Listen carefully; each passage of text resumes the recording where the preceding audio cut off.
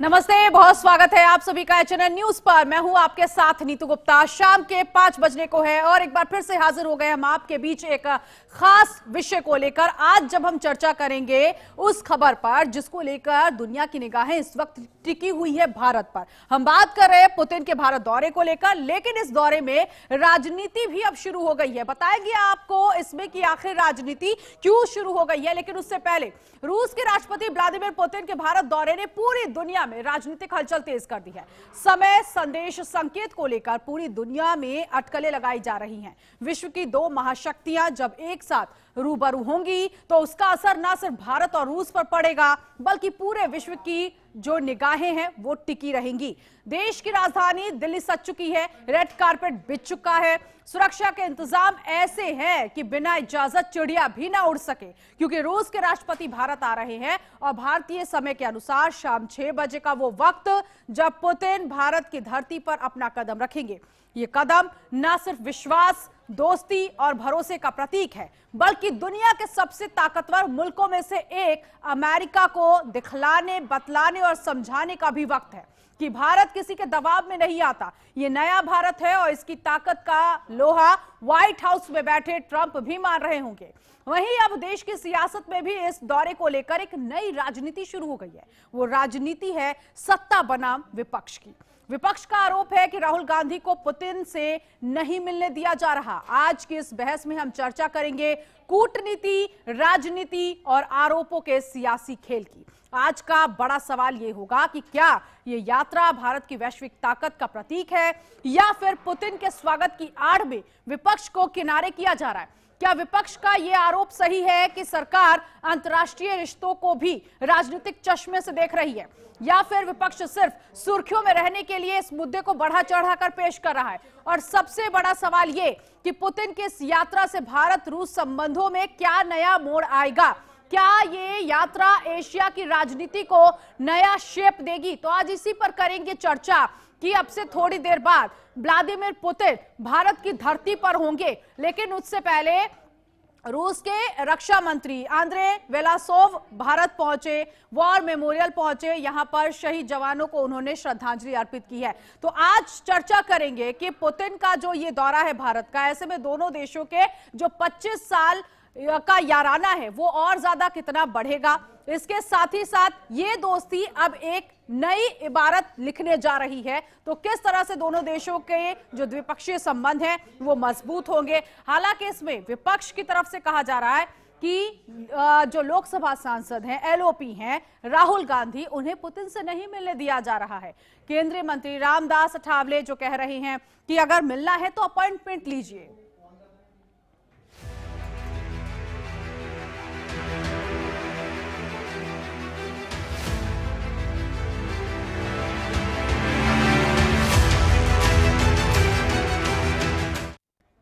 तो पुतिन का भारत दौरा, कूटनीति वर्सेस राजनीति किस तरह से हो रही है ये तो हमने आपको समझाने की कोशिश की, लेकिन आज खास मेहमान जब हमारे साथ होंगे तो उनसे पूछेंगे भी कि इस राजनीति के पीछे का मकसद क्या है। लेकिन उससे पहले पुतिन जब भारत पहुंचेंगे दोनों देशों के रिश्ते और कितने बेहतर होंगे। आपको याद होगा यूक्रेन और रूस में जिस तरह से हालात खराब है। यूक्रेन इस वक्त मॉस्को में ताबड़तोड़ गोलियां बरसा रहा है। जब पुतिन यहां पर पहुंच रहे हैं तो मॉस्को को तबाह करने की साजिश यूक्रेन की कैसी है और क्या नाटो के साथ यूक्रेन की डील हो रही है। ये वो तमाम सवाल हैं। जब हम आज अपने खास मेहमान के साथ जुड़ेंगे तो बातचीत करेंगे, समझने की कोशिश करेंगे कि इस दौरे के बाद रूस और भारत के संबंध और कितने मधुर होंगे। याद दिला दे कि पीएम नरेंद्र मोदी रूस 7 बार जा चुके हैं और जब आखिरी बार पीएम नरेंद्र मोदी पहुंचे थे तो कहा गया था कि शांति से ही समाधान का रास्ता निकलेगा।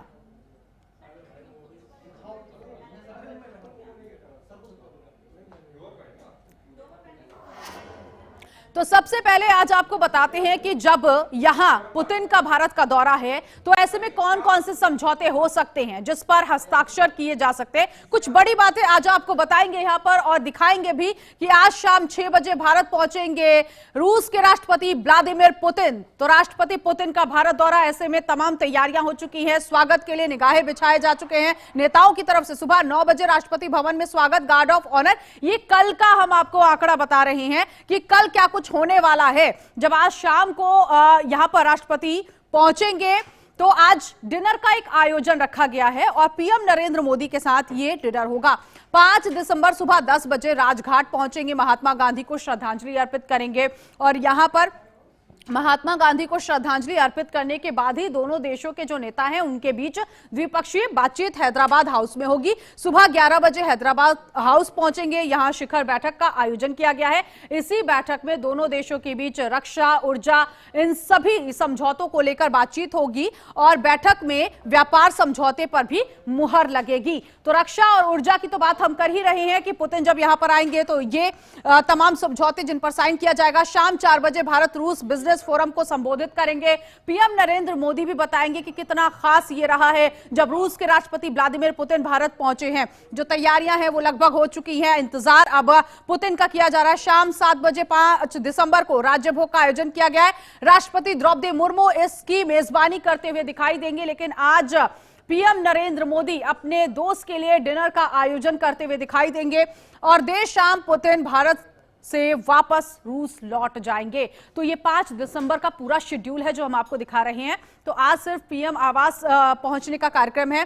23वें वार्षिक शिखर सम्मेलन में शामिल होंगे। रूस भारत दोस्ती की ये नई ऊंचाई ये कैसे आगे बढ़ रही है ये अब आपको समझाने की कोशिश करेंगे। देखिए 4 साल बाद भारत का ये पहला दौरा जो है पुतिन के साथ होने जा रहा है।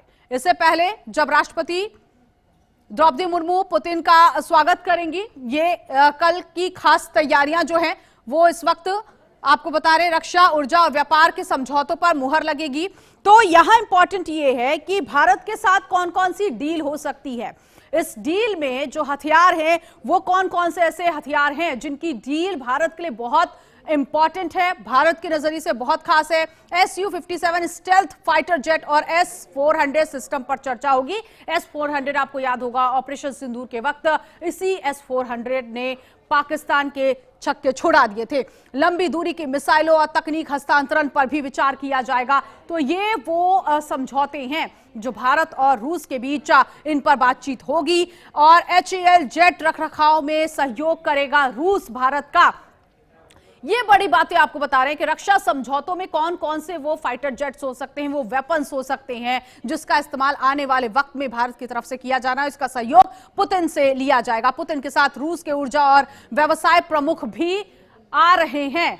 देखिए सबसे इंपॉर्टेंट ये है रक्षा मंत्री रूस के यहां पर आ चुके हैं, आंद्रेई वेलासोव यहां पर पहुंच चुके हैं और अब रूस का सबसे बड़ा तेल खरीदार बना रहेगा भारत। ये एक सवाल यहां पर है कि जो डिस्काउंटेड क्रूड ऑयल खरीदा जा रहा है रूस से, क्या वो बरकरार रहेगा या फिर कुछ बदलाव हो सकता है। SCO ब्रिक्स मंचों पर सहयोग की समीक्षा यहां की जाएगी। तो भारत रूस की दोस्ती ये नई ऊंचाई आगे बढ़ती हुई दिखाई दे रही है। कुछ और बड़ी बातें आपको बताते हैं कि आखिर जब यहां पर पुतिन मौजूद होंगे तो एशिया प्रशांत क्षेत्र की भू राजनीति को नया आकार ये दौरा देता हुआ दिखाई देगा। इसीलिए हम कह भी रहे हैं कि क्या ये जो दौरा है ये एशिया में और ज्यादा हलचल मचा सकता है। क्या ये ट्रंप के लिहाज से अगर देखा जाए या फिर पाकिस्तान के लिहाज से देखा जाए तो क्या इसमें एक नई राजनीति नजर आ सकती है। क्या नेटो को लेकर भी आज हम समझने की कोशिश करेंगे। इसके साथ ही साथ यहां पर विपक्ष जो आरोप लगा रहा है कि जब उसकी सरकार थी यानी कि मनमोहन सिंह की सरकार थी उस वक्त विपक्ष के नेता किसी भी विदेशी मेहमान से मिलते थे। तो चलिए बताते हैं आपको मनमोहन सरकार में कौन कौन से विदेशी मेहमान आए हैं भारत की धरती पर। जॉर्ज W बुश जो अमेरिका के पूर्व राष्ट्रपति रहे, 2006 में इनका भारत का आगमन रहा। वो जब यहां पर आए थे तो कई समझौते हुए थे, उन पर हस्ताक्षर हुए थे। इसके अलावा बराक ओबामा अमेरिकी पूर्व राष्ट्रपति 2010 में भारत आए थे और उस वक्त मनमोहन सिंह की सरकार थी। साथ ही साथ व्लादिमीर पुतिन रूस के राष्ट्रपति 2007 और 2012 में वो भारत आए थे। इस वक्त भी मनमोहन सिंह सरकार थी और विदेशी मेहमान जो कि भारत की धरती पर आए थे, दिमित्री मेदवेदेव रूस के पूर्व राष्ट्रपति 2010 में इनका भारत आगमन हुआ था। हु जिनताओ चीन के पूर्व राष्ट्रपति 2006 में भारत में आए थे। उस वक्त भी जब विपक्ष में भारतीय जनता पार्टी थी तो उनके कई नेताओं की मुलाकात हुई थी। वेन जियाबाओ चीन के पूर्व प्रधानमंत्री 2010 में भारत आए थे और ऐसे में आपको बता दें कि इसमें जो बीजेपी के नेता थे उन्होंने मुलाकात की थी, इन तमाम बड़े नेताओं से मुलाकात उनकी हुई थी। तो ये वो मनमोहन सिंह का जो कार्यकाल रहा है जिसमें विदेशी मेहमान आए हैं भारत, उनसे मुलाकात हुई। तो किन नेताओं की मुलाकात हुई थी? सुषमा स्वराज की मुलाकात इन नेताओं से हुई थी। इसके अलावा आपको बता दें कि नितिन गडकरी भी थे। देखिए, लाल कृष्ण आडवाणी की मुलाकात हुई थी जब मनमोहन सिंह का जब समय था, कार्यकाल था, उस वक्त लाल कृष्ण आडवाणी ने विदेशी मेहमानों से मुलाकात की थी। मुरली मनोहर जोशी की मुलाकात हुई थी। ये सवाल इसलिए क्योंकि विपक्ष ये कह रहा है कि जब अटल बिहारी वाजपेयी और मनमोहन सिंह की सरकार थी तो उस वक्त कोई भी विदेशी मेहमान आता था तो प्रोटोकॉल के तहत विपक्ष में बैठा हुआ नेता भी उनसे मुलाकात करता था। तो ये वो तमाम नेता हैं जिन्होंने मुलाकात की है। नितिन गडकरी की भी मुलाकात विदेशी मेहमानों से हुई थी। उस वक्त विपक्ष में नितिन गडकरी थे बीजेपी की तरफ से, वेंकैया नायडू, ये वो तमाम हम आपको नाम बता रहे हैं जो कि विपक्ष में मनमोहन सिंह के कार्यकाल में थे। इनकी मुलाकात विदेशी मेहमानों से हुई है। यशवंत सिन्हा, तो ये वो तमाम बड़े नेता रहे हैं बीजेपी के वो चेहरे जिन्होंने उस वक्त मुलाकात की थी जब मनमोहन सिंह सरकार थी। राजनाथ सिंह ने भी मुलाकात की थी। तो ये एक तरह से आप समझ सकते हैं कि जो आरोप लगाए जा रहे हैं ये आरोप कितने सही हैं, कितने सही नहीं है। क्या वाकई विपक्ष यहां पर सिर्फ अपनी राजनीति चमकाने की कोशिश कर रहा है या फिर मुद्दों से भटकने की कोशिश कर रहा है? लेकिन इस वक्त राहुल गांधी ने किस तरह से कहा कि पुतिन से मिलने नहीं दिया जा रहा और इसको लेकर राजनीति कैसे गरमाई हुई है, तमाम प्रतिक्रियाएं आपको सुनवाएंगे। जनरली इस सरकार की पॉलिसी है, नॉर्मली ट्रेडिशन होता है कि एलओपी के साथ जो भी बाहर से आते हैं उनकी मीटिंग होती है। ये वाजपेयी जी के टाइम होता था, मनमोहन सिंह जी के टाइम होता था, ये ट्रेडिशन रहा है। बट आजकल क्या होता है कि जो फॉरेन डिग्नेटरीज आते हैं या जब मैं कहीं बाहर जाता हूं तो सरकार उनको सजेस्ट करती है कि एलओपी से नहीं मिलना चाहिए। तो ये इनकी पॉलिसी है, ये हर बार करते हैं। जब मैं बाहर जाता हूं ये करते हैं, जब लोग यहाँ आते हैं मैं करता हूं। हमें मैसेज मिलता है कि हमें बताया गया है कि सरकार हमसे कहती है कि आपसे नहीं मिलना है। रशिया के अध्यक्ष माननीय पुतिन जी अपने भारत के दौरे पर आ रहे हैं और माननीय नरेंद्र मोदी जी के साथ उनके अनेक विषयों पर चर्चा होगी। अनेक विषयों पर व्यापारी जो अपने संबंध है वो भी और भी अच्छा ज़्यादा मजबूत हो गए और इससे भारत की इकोनॉमी और भी ज़्यादा डेवलप हो सकती है। तो माननीय पुतिन जी आए हैं, सरकार के निमंत्रण पर इधर आए हैं, वो भी खुद यहाँ आना चाहते थे। दोनों देशों में व्यापार बढ़ाने के लिए या वो आ रहे हैं, तो माननीय नरेंद्र मोदी जी उनके साथ अनेक विषयों पर चर्चा कर सकते हैं।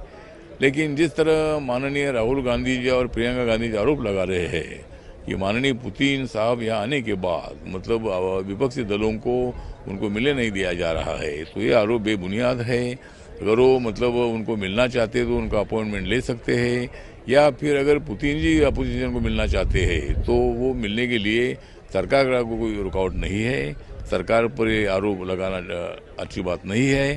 प्रोटोकॉल होता है, कोई भी विजिटिंग डिग्नेटरी एलओपी से मिलते हैं और रिक्वेस्ट करते हैं तो मिलते हैं।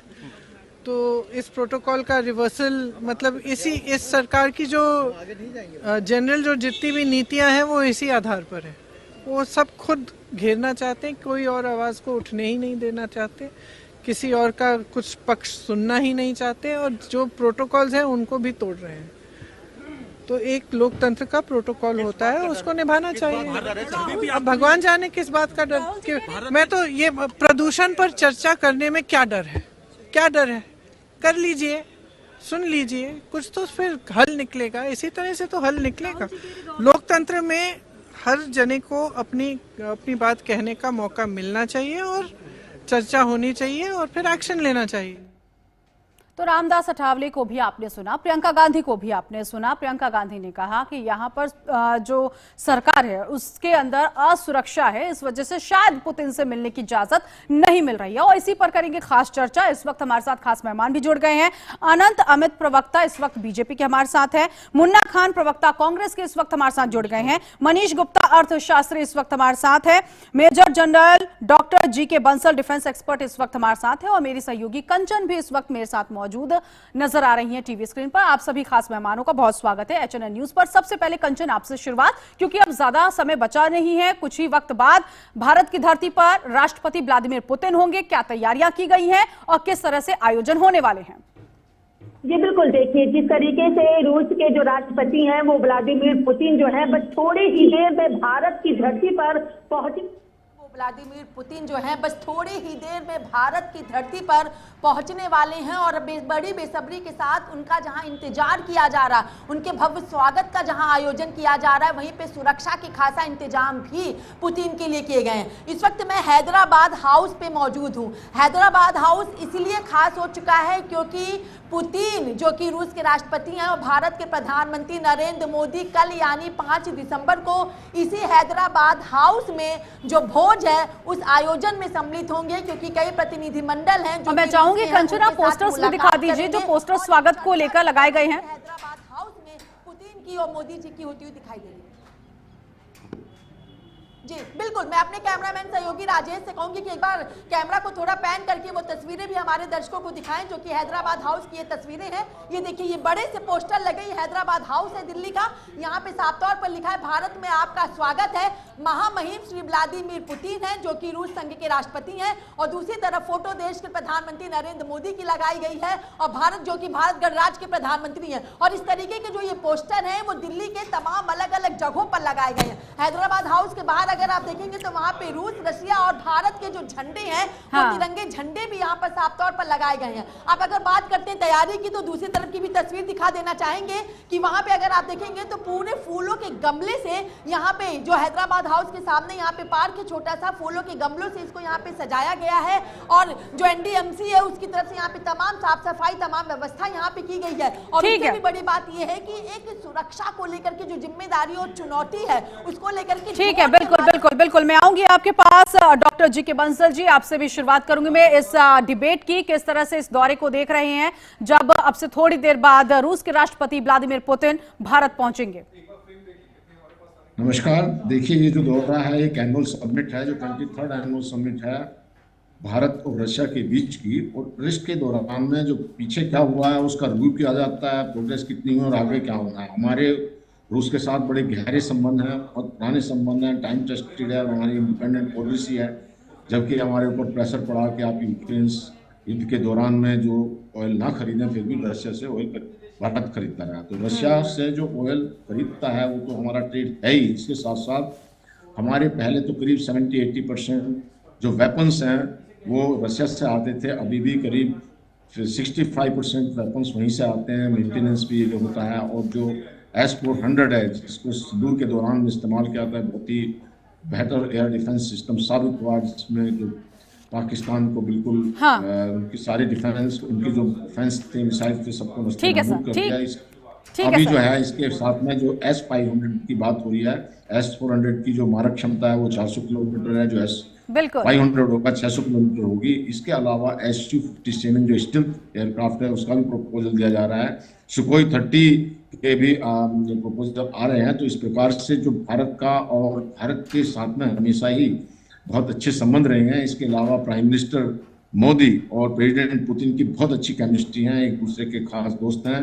और प्राइम मिनिस्टर मोदी ने 2-3 बार जब विजिट किया रशिया में, बिल्कुल कहा ठीक है सर, मैं आती हूँ आपके पास। वाकई डेफिनेटली जब रूस पहुंचे थे पीएम नरेंद्र मोदी, उस वक्त यूक्रेन और रूस के जो हालात थे हमने देखा भी था, अभी भी तबाही के तो मंजर देखने को मिल ही रहे हैं। और सबसे बड़ा यही है कि पीएम नरेंद्र मोदी ने यूक्रेन पहुंचे जब भी और जब रूस पहुंचे तब भी उन्होंने सिर्फ यही बात की कि शांति से ही समाधान जो है वो निकल सकता है, जो समस्या है उसका रास्ता समाधान जो है वो बातचीत से ही निकलेगा। यही उन्होंने सभी से अपील भी की है। इस वक्त में आनंद जी आपके पास आऊंगी।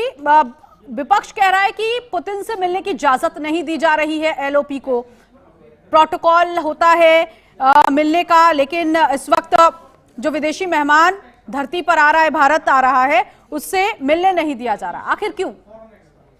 देखिए, सर्वप्रथम तो ये कि रूस के राष्ट्रपति पुतिन जी का आना एक महत्वपूर्ण दौरा है और 4 वर्षों के बाद, जब यूक्रेन युद्ध के बाद वो देश आ रहे हैं और उनके साथ पूरी डेलीगेट्स है, फाइनेंस मिनिस्टर है, उनके रक्षा मंत्री, आरबीआई के गवर्नर है।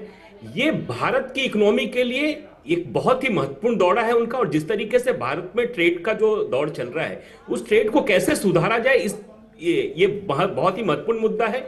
और उसके साथ साथ जिस तरीके से वो भारत के पीएम से मिलेंगे, प्रेसिडेंट से मिलेंगे, निश्चित तौर पे ये प्रिंसिपल के हिसाब से बहुत ही जरूरी है। और आपके सवालों पे आता हूं, आपने सवाल किया लीडर ऑफ ऑपोजिशन की बात। तो आज जिस समय हमारे देश में मेहमान आ रहे, रूस के राष्ट्रपति आ रहे, उस समय में एलओपी का इस तरीके से बयान देना बिल्कुल ही अनुचित है। और मैं उनके बयानों के आधार पर मैं आपको बताना चाहता हूं। उन्होंने कहा कि कोई फॉरेन का डेलीगेट्स आता है तो उनसे हमें मिलने नहीं दिया जाता। साहब, ये मिलने का सिलसिला जो है ना, ये एमईए तय करता है, और जो देश के डेलीगेट्स आते हैं वो डेलीगेट्स तय करता है कि हमको उस देश में किससे मिलना है, किससे नहीं मिलना है। हमारे देश का एमईए केवल फैसिलिटेट करता है कि आपको किससे मिलना है, वो उनकी जिम्मेदारी होती है कि आप जिससे चाहेंगे उससे मिलेंगे। लेकिन बार बार जिस तरीके से एलओपी साहब इन सवालों को इस समय में बोल रहे हैं, जब देश ऐसी स्थिति में है और आज देश अर्थव्यवस्था में दुनिया में चौथे नंबर पर है और डरने की बात करें, सुरक्षा की बात करें, तो हमारा नहीं है। हमारा देश निरंतर विश्व में डंका बजा रहा है और विश्व में आर्थिक स्थिति में आज जिस तरीके से चौथे नंबर पे हम हैं और 30 नंबर पे जाने के लिए हम मुन्ना खान जी, हाँ, आप लोग कह रहे हैं कि जब वाजपेयी सरकार थी तब भी विदेशी मेहमान आए थे, उस वक्त भी विपक्ष में आप लोग थे तो मिलने दिया गया था। जब मनमोहन सिंह की सरकार थी उस वक्त विपक्ष में भारतीय जनता पार्टी थी, उस वक्त भी विदेशी मेहमान आए थे, तब भी विपक्ष में बैठे नेताओं को मिलने दिया गया। लेकिन आज जब मोदी सरकार है तो इसमें विदेशी मेहमान आ रहे हैं तो आप लोगों को मिलने नहीं दिया जा रहा। देखिए 9 जून बिल्कुल सरल तरीके से समझने की जरूरत है कि जिस राजनीति की आनंद जी, मैं आती हूँ आपके पास, सुन लेते हैं मुन्ना जी को पहले। जी बिल्कुल, देखिए जिस तरीके से आपने बात पूर्व प्रधानमंत्री, पूर्व सरकारें की आपने बहुत अच्छी बात की। 2014 के बाद जो राजनीति बदली है, जो लोगों की मानसिकता, सरकार की मानसिकता और सरकार के नियत और नीति पे सवाल इसलिए खड़ी हो रही, बार बार खड़ा हो रहा है क्योंकि पिछली सरकारें विपक्ष को साथ लेकर के सरकार चलाई, चाहे कांग्रेस पार्टी हो या भारतीय जनता पार्टी हो। लेकिन 2014 के बाद सरकार तो चलती है लेकिन विपक्ष को उसमें कोई रोल नहीं होता, और सरकार चलती है उसमें उनके मंत्रालय का भी कोई रोल नहीं होता, किसी भी मंत्री को ले लीजिए। बार बार इस तरीके से विपक्ष को नजरअंदाज करना, मैं समझता हूँ ये मैसेज विदेशों में जाएगा। जो पुतिन आ रहे हैं उसके साथ जो उनका डेलीगेट है वो मैसेज लेकर के वहां जाएंगे, तो ये अच्छे मैसेज नहीं है कि आपके आपस में भी तनाव हो। जब कोई मेहमान है तो आप इस तरीके से करो। खैर कोई बात नहीं, ये शाह शहनशाह का दौरा कर ले, कोई दिक्कत नहीं। लेकिन सवाल ये है कि आज पुतिन आ रहा, दिल्ली को आप रेड अलर्ट में डाले हो, वो बहुत अच्छी बात है। सवाल ये है कि आप बार बार पुतिन की जिस तरीके से आज तारीफ भारतीय जनता पार्टी के नेताओं के द्वारा की जा रही है, इससे पहले तारीफ डोनाल्ड ट्रंप की गई कि डोनाल्ड ट्रंप नरेंद्र मोदी के बहुत ही अच्छे खासम खास मित्र है। ठीक है मुन्ना जी, मैं आती हूँ, इस पर भी मैं आपसे कमेंट लूंगी। ठीक है, मैं आती हूँ, लेकिन एक रिएक्शन, ठीक है, मनीष गुप्ता जी से। मनीष जी, भारत दौरा रूस के राष्ट्रपति का किस तरह से देखते हैं आप? भारत को कितना फायदा होगा आने वाले वक्त में? देखिए, निश्चित रूप से ये बड़ी उम्मीदों का दौरा है।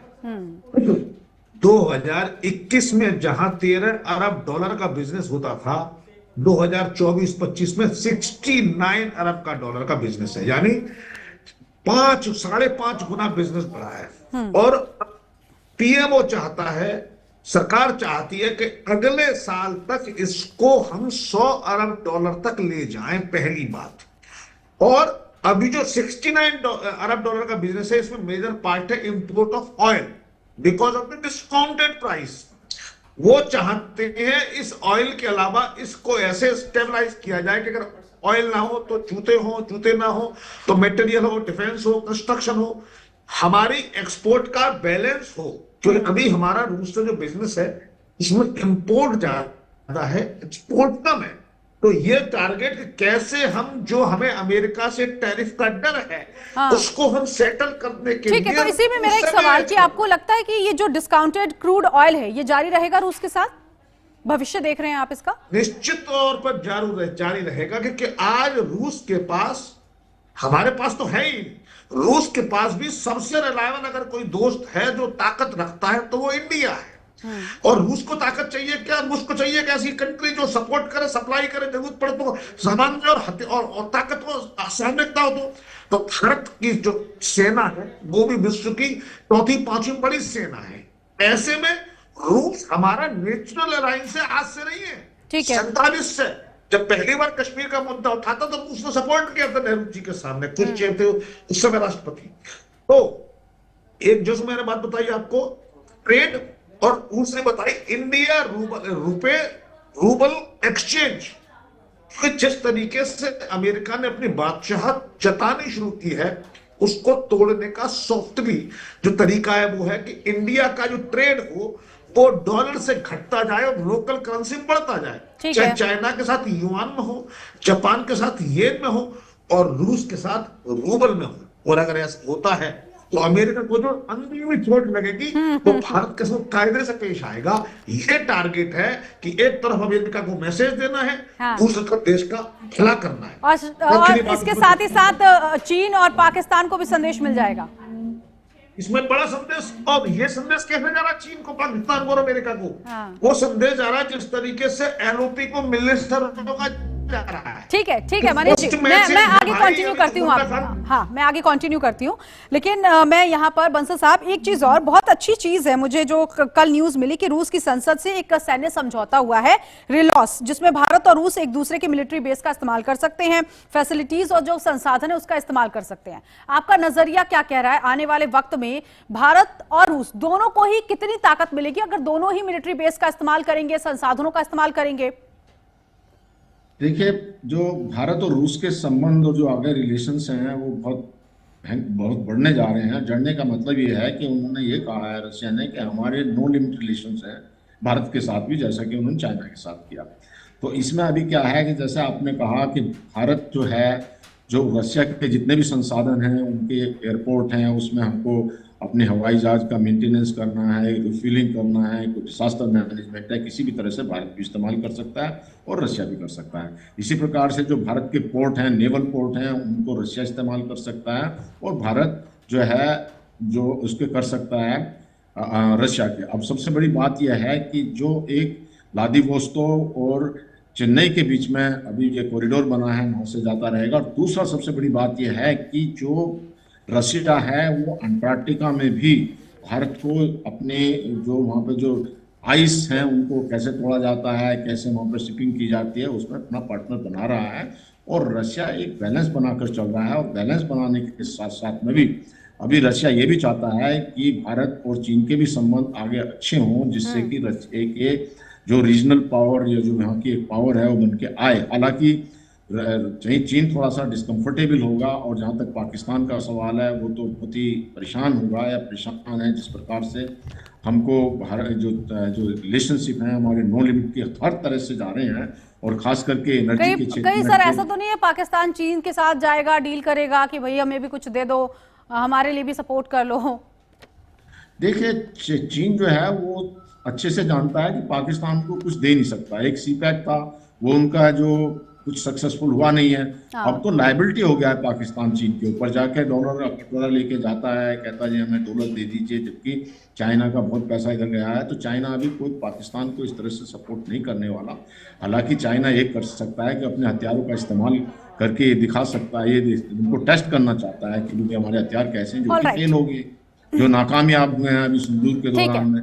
और अगर उनकी कभी मंशा चाइना की भारत को परेशान करने की है तभी कर सकता है, जिसको कि रशिया काउंटर करेगा। रशिया जो है एक बैलेंस बनाने की कोशिश करेगा कि चीन और भारत के संबंध अच्छे रहें। काफ़ी अभी हमारे थोड़े इम्प्रूव संबंध होते जा रहे हैं आपस में, जो है काफ़ी चाइना के साथ में बेहतर हो रहे हैं। हालांकि चाइना को कभी विश्वास नहीं किया जा सकता। उसके बाद भी अरुणाचल की जो हमारी एक महिला थी वहाँ पे चाइना में गई, उसको तंग किया गया पासपोर्ट के मुद्दे पर, और चाइना इस तरह की हरकत करता रहता है। लेकिन फिर भी एक बैलेंस बनाकर चलने की जरूरत है, जिससे जो रशिया एक अहम रोल निभा सकता है और रशिया को भी इससे फायदा है। रशिया जो चाइना का कोई पार्टनर नहीं बनना चाहता, तो वो भारत को इसलिए इन्वॉल्व कर रहा है चाइना को भी काउंटर करने के लिए। तो जो इंटरनेशनल पॉलिटिक्स है या इंटरनेशनल डिप्लोमेसी है बहुत कॉम्प्लिकेटेड है, इसमें सब अपना हित देखते हैं। ठीक सर, मैं आती हूँ आपके पास। मुन्ना खान जी, 2000 और 2004 में भी पुतिन जो है वो भारत आए थे। उस वक्त वीजा मुक्त यात्रा पर सहमति बनी थी कि जो रूस के राजनयिक हैं और जो सरकारी पासपोर्ट धारक हैं उनके लिए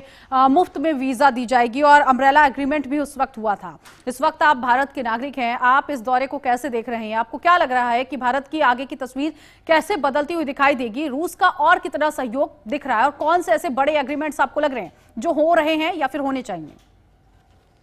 नहीं, मैं चाहूंगा, एक भारतीय के नाते चाहूंगा कि पूरे विश्व में भारत की मित्रता बढ़े, भारत कूटनीति में आगे हो।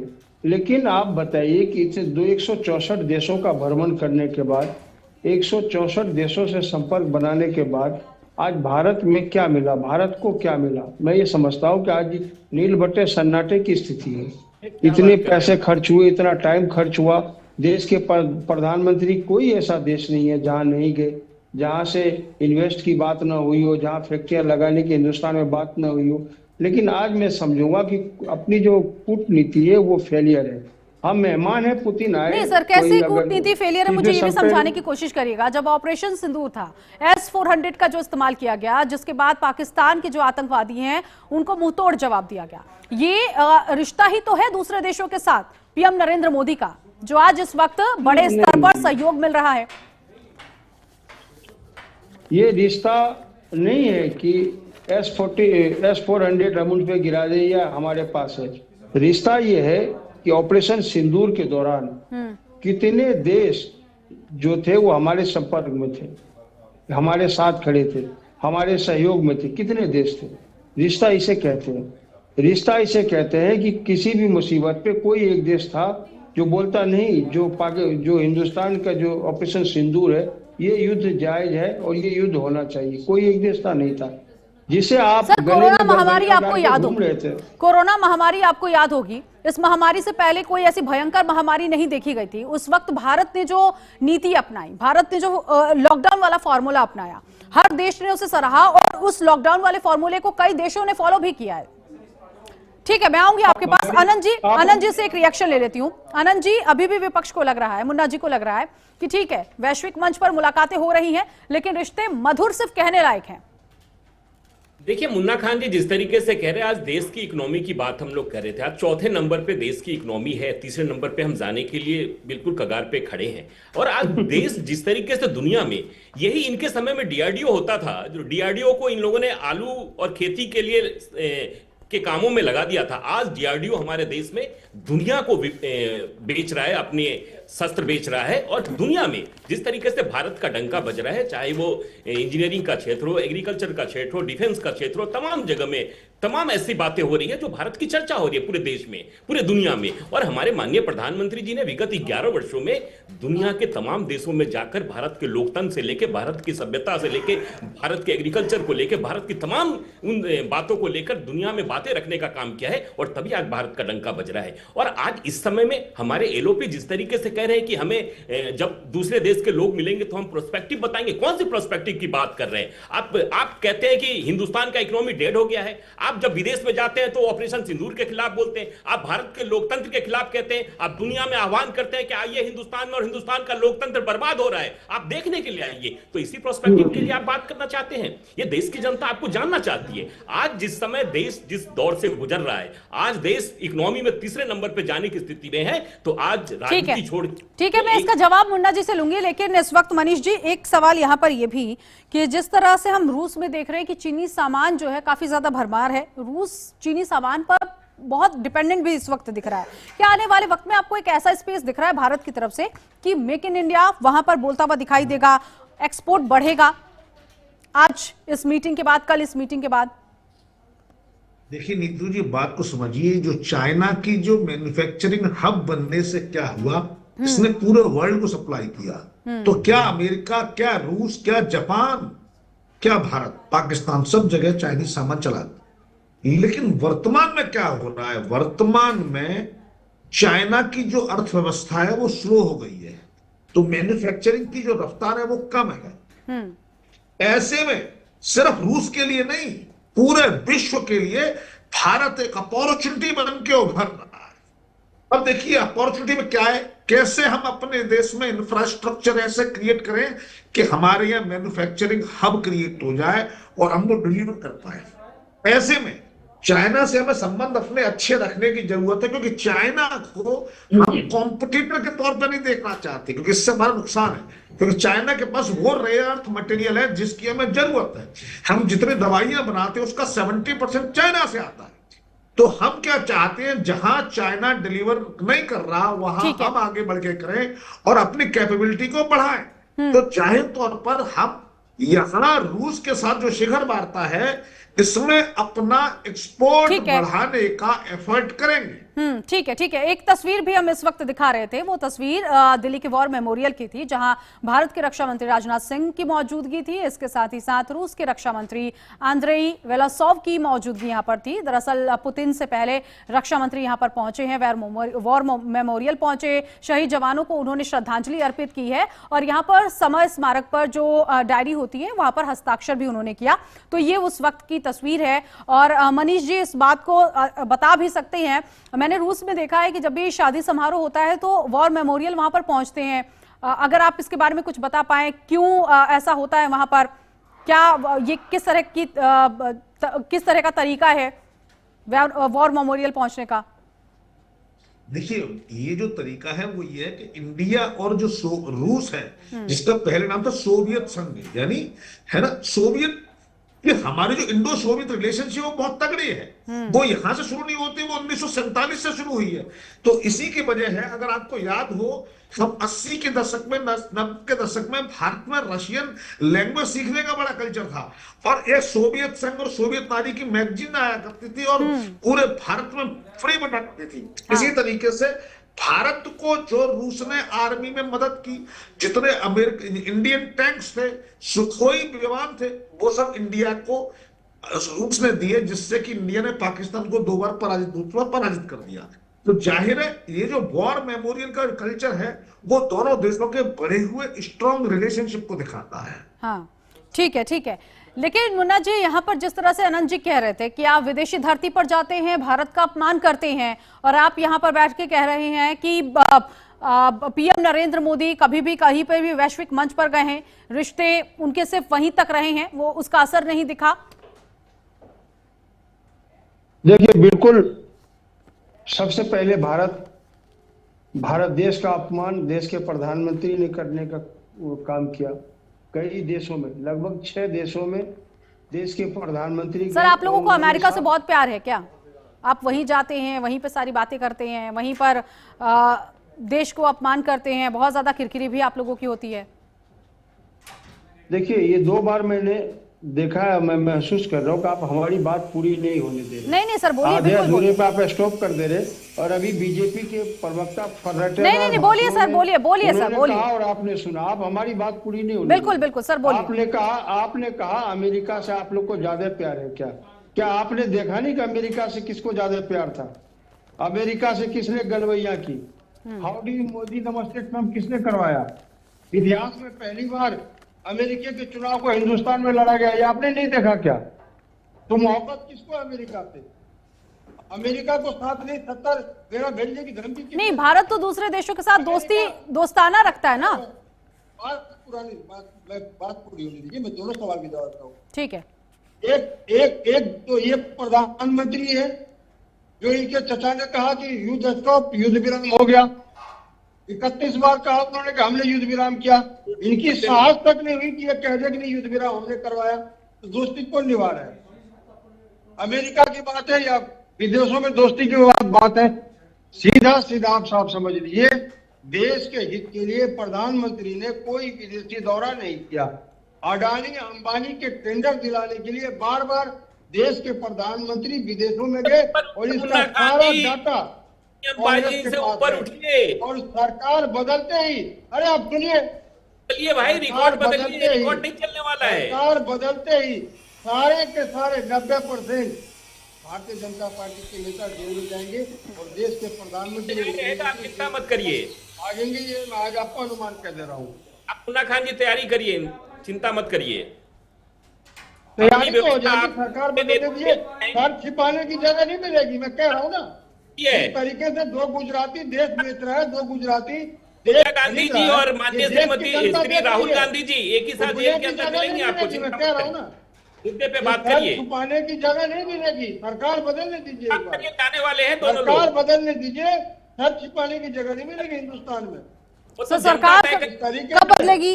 जिस तरीके से आप कह रहे हैं सरकार बदलेगी, सरकार तो बदली हुई थी, ये अपाहिज सरकार चल रही है, ये बैसाखी कब गिर जाएगी। लेकिन आज सबसे ज्यादा इंपॉर्टेंट यही है कि जब रूस के साथ कई डील्स होंगे तो ये डील्स भारत के लिए कितने इंपॉर्टेंट होंगे। मनीष जी हमारे साथ बने हुए हैं। मनीष जी, आपको लग रहा है कि जो भारत है उसका रूस से long term energy supply agreement है वो दिखेगा कल के बाद? लेकिन निश्चित रूप से दिखेगा। हाँ। और छोटा मोटा नहीं, बहुत बड़ा दिखेगा। ऑलरेडी इंडिया का तो ये यहाँ पर मुन्ना जी इस बात को स्वीकार नहीं कर पा रहे सर। मैं बोल रहा हूँ कुडनकुलम में एक ऑलरेडी प्लांट रूस के मदद से चल रहा है और पीओएम से प्राप्त जानकारी के आधार पर पूरे देश में ऐसे 20 प्लांट बनने हैं। यानी जो रूस से जो एनर्जी सप्लाई का जो अरेंजमेंट है वो 20 गुना होना है। ठीक है मैं सर मैं आती हूँ आपके पास, सुनूंगी आपको, लेकिन इस बीच एक बड़ी खबर आपको बता दें अपने दर्शकों को। पुतिन का जो भारत दौरा है अब कुछ ही समय बचा हुआ है, लेकिन इस बीच थोड़ी देर में भारत पहुंचेंगे रूस के राष्ट्रपति व्लादिमीर पुतिन। एयरपोर्ट से सीधे पीएम आवास जाएंगे राष्ट्रपति पुतिन। ये अहम खबर इस वक्त मिल चुकी है कि राष्ट्रपति पुतिन के सम्मान में एक प्राइवेट डिनर का आयोजन किया गया। रक्षा, व्यापार समेत कई समझौतों पर मुहर लग सकती है। 15 व्यापारिक डील बताए जा रहे हैं जिस पर मुहर लग सकती है, ये डील फाइनल हो सकते हैं। तो अब से थोड़ी देर में भारत पहुंचेंगे रूस के राष्ट्रपति पुतिन, क्योंकि 6 बजे का समय बताया गया है और कुछ ही वक्त बचा हुआ है। शाम के बाद प्राइवेट डिनर का आयोजन होगा। पीएम आवास में पीएम नरेंद्र मोदी से मुलाकात होगी राष्ट्रपति व्लादिमीर पुतिन की। मनीष जी लगातार ये बात समझाने की कोशिश कर रहे थे कि आने वाले वक्त में इस मुलाकात के बाद क्या लगता है कि लॉन्ग टर्म एनर्जी एग्रीमेंट जो है वो नजर आएगा? एक नहीं, 2 नहीं, 10 नहीं, 20 प्लांट पर काम चलने की तैयारी है। 20 रिएक्टर बनने हैं। देश में पावर का जबरदस्त इनफ्लो होने वाला है, एनर्जी का जबरदस्त इनफ्लो होने वाला है। तो देखिए ऐसा है, जो लोग विपक्षी हैं उनको तो बस ये देखना है कैसे हम जो सामने फ्रंट पे न्यूज है उसका विरोध करना है। अभी मुन्ना खान जी पूछ रहे थे राहुल गांधी के क्यों नहीं इन्वाइट कर रहे। अरे भाई, पहले के जो एलओपी थे वो मिलते थे तो देश के कंस्ट्रक्टिव डिस्कशन की बात करते थे, लेकिन अभी के एलओपी का पता ही नहीं। वो पहले किस किस स्टेज में जाके किन किन लोगों से मिलता रहता, क्या डिस्कशन करता रहता, पता ही नहीं के आगे क्या बोल दे। जब नेताओं मंच पर पता नहीं किस किस को क्या बोलते हैं। तो इसलिए भी बेहतर है कि प्रोग्राम को, मीटिंग को, दौरे को बहुत ही सीरियस रखा जाए। अभी वो आलू से सोना बना दे तो इसमें कैसे चलेगा। तो मुझे लगता है कि ये पीएमओ का जो डिसीजन है इसमें पीएमओ की भी इच्छा शामिल है कि एनओपी ना रहे। जो एक दौर था इंदिरा गांधी और नेहरू वर्सेस गोरबाचोव का दौर था, राजीव गांधी वर्सेस गोरबाचोव का दौर है, पुतिन और मोदी का दौर है। तो हमें इसी स्थिति में स्वीकार कर लेना चाहिए कि अगर हमें देश में डेवलपमेंट दिख रहा है, बेनिफिट दिख रहा है, फॉरेन करेंसी का इन्फ्लो बेटर हो रहा है, हम क्यों ना करें। हमें अब किसी से डरने की जरूरत नहीं है। और कम से कम ये फीलिंग मोदी सरकार आने के बाद आई है, हम अगर न्यूट्रल हैं, गुट निरपेक्ष है, इसका मतलब ये नहीं कि हम दोनों से डरेंगे। गुट निरपेक्ष है इसका मतलब हम किसी से नहीं डरेंगे। ये माहौल जब पैदा हुआ है तो आज हम बराबरी की बात करने वाले हैं। हम रूस पर डिपेंडेंट नहीं है। आप समझ लीजिए, रूस भी पहले मुकाबले कमजोर हुआ है। हाँ। सोवियत संघ के बाद अगर आज रूस देखते तो कमजोर है, लेकिन फिर भी वो हाथी है हमारे सामने। तो हमें उसकी मदद लेनी है और उसकी मदद लेकर देश का विकास करना है। अपने से अपने आप को बड़ा डेवलप करके दिखाना है। और वो मल्टी डायमेंशनल है, सिर्फ एक एनर्जी की बात नहीं है, सिर्फ एक ट्रेड की बात नहीं है, डिफेंस की बात है, हमें सुखोई भी लेने हैं, पेमेंट डेवलपमेंट की बात है। और मोर इंटरेस्टिंगली हमें लेबर मोबिलिटी की बात करनी है। हमें एक्सपोर्ट पर पुश लगाना है कि हमारा एक्सपोर्ट कैसे बढ़े, हमारा कैसे बिजनेस बढ़े, हमारा ट्रेड में डेवलपमेंट कैसे हो। अगर हम एक बार लेबर की मोबिलिटी शुरू कर पाए। ठीक है, स्क्रीन पर संजीव श्रीवास्तव जी भी हमारे साथ जुड़ गए हैं। संजीव जी, स्वागत है आपका। यहाँ पर मैं, क्योंकि खास मेहमान मेरे साथ बने हुए हैं, इनसे चर्चाएं लगातार जारी है, लेकिन आपसे मैं एक चीज समझूंगी। आप आ चुके हैं स्क्रीन पर। क्या आपको लगता है कि नेटो जो है वो यूक्रेन का साथ देगा? आपको लग रहा है, क्योंकि इस वक्त हथियारों की डील हो रही है, खबरें मिल रही हैं, और एक तरफ कहा जा रहा है कि शांति समझौता होगा यूक्रेन और रूस में, तो क्या इसी तरह से शांति समझौता होगा या फिर यूक्रेन नहीं चाहता कि शांति समझौता हो? नेटो निसंदेह यूक्रेन के साथ में रहा है और रशिया ने जो यूक्रेन के ऊपर फरवरी 2022 में जो हमला किया था और ये युद्ध शुरू हुआ था वो नेटो के एक्सपेंशन के आधार पर ही शुरू हुआ था। तो नेटो ने तो जो है इस बात को अच्छी तरह से समझा कि वास्तविक रूप से जो लड़ाई है और रशिया की वो इनडायरेक्ट तरीके से नेटो के खिलाफ ही लड़ाई है। और वास्तविक अगर इस युद्ध की प्रकृति देखें, रशिया यूक्रेन के बीच के युद्ध की जो प्रकृति है वो इनडायरेक्ट तरीके से अप्रत्यक्ष रूप से ये महाशक्तियों के बीच की ही लड़ाई है। एक तरफ अमेरिका है, नेटो है, दूसरी तरफ रशिया है। यूक्रेन की जो टेरिटरी का इस्तेमाल एक बैटल ग्राउंड के तौर पर किया जा रहा है। यूक्रेन के सैनिकों की कंधों पर रख करके बंदूकें अमेरिका और नेटो चला रहे हैं। और चूंकि अमेरिका, नेटो और रशिया डायरेक्टली लड़ नहीं सकते क्योंकि सभी के पास न्यूक्लियर वेपन्स हैं। हाँ। जिस दिन ये डायरेक्टली लड़ना शुरू करेंगे उस दिन ये न्यूक्लियर वॉर हो जाएगी और इसको कहते हैं म्यूचुअली एश्योर्ड डिस्ट्रक्शन, यानी मैड की सिचुएशन, सर्वनाश, सब कुछ समाप्त हो जाएगा। तो न्यूक्लियर वॉर तो में ये जा नहीं सकते, लेकिन वर्चस्व की प्रतिद्वंदिता अवश्य कर रहे हैं। तो ऐसे में नेटो का ऑलराइट आनंद जी, क्योंकि मुन्ना जी यहाँ पर ये कह रहे थे कि आपने ट्रंप को देख लिया, ट्रंप की दोस्ती को देख लिया और इसी दोस्ती की वजह से टैरिफ भी लगा दिया गया। तो आप एक तरफ कहते हैं दोस्ती है, दोस्ताना है, लेकिन भारत के खिलाफ अमेरिका खड़ा हो जाता है। देखिए, जो ट्रेड वार जिस तरीके से चल, तो भारत ने जिस तरीके से जवाब दिया, आज भारत को किसी की मध्यस्थता की जरूरत नहीं है, थर्ड पार्टी की जरूरत नहीं है। भारत इतनी मजबूत स्थिति में है कि भारत आज जिस तरीके से मनीष जी बिल्कुल सही कह रहे थे, आज हम समकक्ष है, हम साथ में बैठ के बात करने की स्थिति में है, हम झुक के बात करने की स्थिति में नहीं है। इस दौरे में और एक महत्वपूर्ण चीज होना है, लगभग 10 लाख लोगों का रोजी रोजगार रूस में लगना है, यह भी एक महत्वपूर्ण मुद्दा होगा। एटमी डील की बात इसमें होगी और भी इस तरह के कई मुद्दे हैं जो कि देश के सामान्य लोगों से भी जुड़ा हुआ मामला है, देश की अर्थव्यवस्था से जुड़ा हुआ मामला है, देश के रोजी रोजगार से जुड़ा हुआ मामला है। तो तमाम ऐसे मुद्दों पे बात हो रही है। और मुन्ना खान जी, आप बार बार कह रहे हैं ओपोजिशन को मिलने नहीं दिया जाता है, तो मैं आपको बताना चाहता हूं कि आपके नेता, देश के नेता माननीय राहुल गांधी जी 9 जून 2024 को एलओपी होते हैं और लगभग 1 साल भी नहीं हुए हैं। वो बांग्लादेश की पूर्व प्रधानमंत्री शेख हसीना जी से मिलते हैं 10 जून 2024 को एलओपी के नाते। अनवर इब्राहिम से, मलेशिया के प्रधानमंत्री से मिलते हैं 21 अगस्त 2024 को। मलेशिया के प्रधानमंत्री नवीन चंद्रा जी से मिलते हैं 10 सितंबर 2025 को। ठीक है सर, ठीक है, समझ गई मैं। अब फाइनल कमेंट की तरफ चलेंगे, लेकिन मनीष जी मुझे एक चीज और बताइएगा। जो इतनी डील्स हो रही हैं, रोजी रोजगार की बात भी आनंद जी ने कर दी है, फर्टिलाइजर को लेकर आपको क्या लगता है, बड़ी छूट मिल सकती है क्या? हम इस तरफ भी देखें, उम्मीद करें। देखिए, बहुत सारी बातों में राजनीतिक चश्मे से भी देखनी होती है। आज की डेट में फर्टिलाइजर के बिजनेस में इंडिया को इंडिपेंडेंट होना है।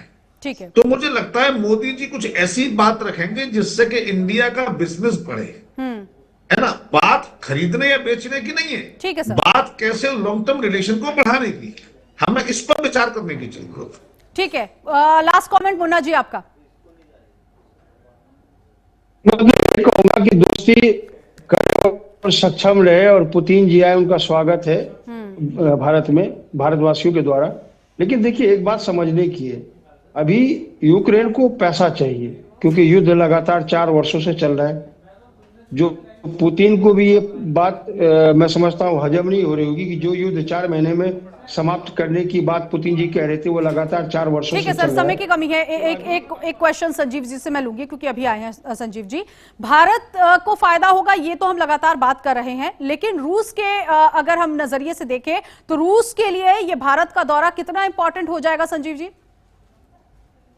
देखिए, रशिया को लगातार भारत से फायदा हुआ है। अगर आप वर्तमान समय में भारत और रशिया के ट्रेड वॉल्यूम को देखें तो $68 बिलियन से भी ज्यादा। रशिया यूक्रेन युद्ध पहले ये $10 बिलियन था, तो कई गुना इसमें बढ़ोतरी हुई है। ठीक है। ये जो विजिट है इसमें तो और भी बड़ी समझौते होने जा रहे हैं, रक्षा के समझौते होंगे, S-400 हाँ, ऊर्जा भी है, व्यापार समझौते जो हैं वो भी होने। बहुत शुक्रिया आप सभी मेहमानों का, हमारे साथ आप जुड़े और इस चर्चा में शामिल हुए। तो कुल मिलाकर देखिए, अब से थोड़ी देर में भारत की धरती पर रूस के राष्ट्रपति व्लादिमीर पुतिन होंगे और कल जो बैठक होगी, कल जो मीटिंग होगी, उसमें बताया जा रहा है कि 25 से ज्यादा ऐसे समझौते हैं जिन पर हस्ताक्षर होना है, साइन होना है। लेकिन अब देखना यही है कि भारत को इन ऑर्डर डील से कितना बड़ा फायदा आने वाले वक्त में होगा और रूस के हालात कैसे संभलेंगे। सवाल ये भी कि यूक्रेन अपनी जिस तरह से अपनी हरकतों से बाज नहीं आ रहा, रूस क्या मुंह तोड़ जवाब यूक्रेन को देगा? ये तमाम सवाल अपने आप पे बने हुए। फिलहाल इस खास पेशकश में अभी के लिए बस इतना ही। लगातार HNN न्यूज पर खबरों का सिलसिला जारी है। नमस्कार।